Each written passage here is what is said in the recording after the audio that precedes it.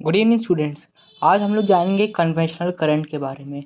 Conventional current एक ऐसा topic है जो एक ऐसी चीज़ है जो आप सबके सामने हमेशा कभी ना कभी आई होगी जब आपने फिजिक्स को पढ़ा होगा। कन्वेंशनल करंट क्यों हम लोग फॉलो करते हैं, क्या इसका सिग्निफिकेंस है, आज सब इसके बारे में डिस्कस करेंगे छोटी सी वीडियो में। चलिए स्टार्ट करते हैं। तो कन्वेंशनल करंट का मतलब हम लोग उसकी डायरेक्शन की बात करते हैं, उस करंट की जो एक सर्किट में फ्लो होता है।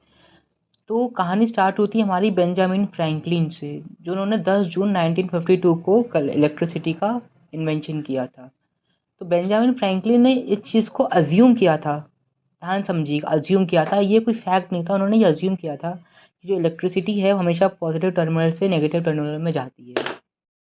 जैसा कि मैं सबसे बात कर रहा था कि बेंजामिन फ्रैंकलिन ने इलेक्ट्रिसिटी का इन्वेंशन किया था 10 जून 1952 को। तो उसके बाद इस चीज़ को काफ़ी ज़्यादा पब्लिश करा गया कि किसी अमेरिकन साइंटिस्ट ने इलेक्ट्रिसिटी को इन्वेंट कर लिया है। और क्योंकि उनका असम्पशन ये था कि इलेक्ट्रिसिटी पॉजिटिव से नेगेटिव में जाती है, तो फिर हर जगह इसी चीज़ को फॉलो करने लगाने जाने लगा। क्योंकि माना कि ये असम्पशन था, ये कोई फैक्ट नहीं था, लेकिन इलेक्ट्रिसिटी का इन्वेंशन खुद में उस समय इतनी बड़ी चीज़ थी कि उस समय उसके आगे सोच पाना किसी के आगे बस की बात नहीं थी। लेकिन बाद में जब धीरे धीरे एक्सपेरिमेंट करे गए और धीरे धीरे थीसिस बनाई गई, तब पता पड़ा कि जो इलेक्ट्रॉन है उन्हीं के एक्चुअल फ्लो की वजह से ही इलेक्ट्रिसिटी प्रोड्यूस होती है सर्किट के अंदर। लेकिन जब तक ये चीज़ पता पड़ी तब तक काफ़ी देर हो चुकी थी, क्योंकि वो जब तक पता पड़ी तब तक उस इलेक्ट्रिसिटी इन्वेंट हुए 20 से 30 साल हो चुके थे, काफ़ी थीसिस लिखी जा चुकी थी, बुक्स लिखी जा चुकी थी।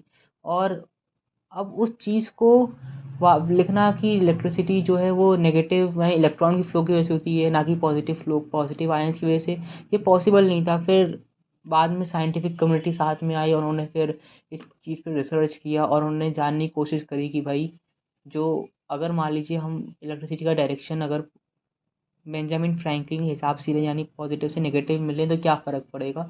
तो इस चीज़ से हमें कंक्लूड करने को ये मिला कि अगर हम डायरेक्शन को अगर चाहे पॉजिटिव से नेगेटिव मिले या नेगेटिव पॉजिटिव, इससे हमारे इलेक्ट्रिक सर्किट पे कोई फ़र्क नहीं पड़ने वाला है।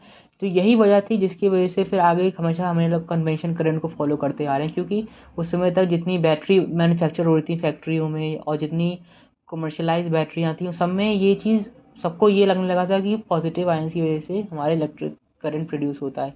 तो उस चीज़ को रिवर्स ना करते हुए, कन्फ्यूज़न को और बढ़ाते ना हुए, इन लोगों ने इस चीज़ को एक कन्वेंशन करंट का रूप दे दिया। वरना अगर आप देखें तो आगे जब अगर एमएससी करते हैं या फिर पीएचडी करते हैं तो एक आगे चल के हॉल इफेक्ट आता है, जो जिसमें अगर आप इलेक्ट्रॉन को अगर आप नहीं मानते हैं कि जो करंट है वो इलेक्ट्रॉन की, तो आपको मतलब अगर आप उसको अगर ये नहीं मानते हैं कि अगर करंट जो है वो इलेक्ट्रॉन की फ्लो की वजह से होता है, तो फिर वो हॉल इफेक्ट आपका ढंग से काम नहीं करता है। तो ये चीज़ आगे चल के, लेकिन अभी आप लोगों की लेवल तक ध्यान देता कि अगर आप जेईई मेंस एडवांस भी देते हैं तो वहाँ तक के लिए इसका कोई ऐसा खास सिग्निफिकेंस नहीं है। तो बस आज इतना ही इस वीडियो में। Thank you.